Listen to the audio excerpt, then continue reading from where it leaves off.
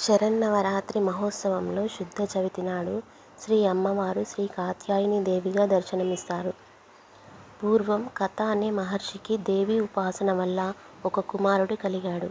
చిన్నతనం నుండే తండ్రి నుంచి భక్తిని అలవరుచుకున్న ఆ తపస్వికే కాత్యాయనుడు అని పేరు. ఇతను గొప్ప తపశ్శక్తి సంపన్నుడు. ఇతను దేవి భక్తుడు అవ్వడంతో దేవిని పుత్రికగా పొందదలచి గొప్ప తపస్సు చేశాడు. దేవి ప్రసన్నురాలైంది. మహర్షికి పుత్రికగా జన్మించింది. కాత్యాయనుడి పుత్రిక కనుక ఆ తల్లి కాత్యాయని దేవి అని పిలువబడింది. లోకకంటకులైన రాక్షసులను అంతమొందించుటకు ముక్కోటి దేవతలు త్రిమూర్తులు కాత్యాయని దేవికి తగు శక్తిని ప్రసాదించి లోక కళ్యాణం కావించారు.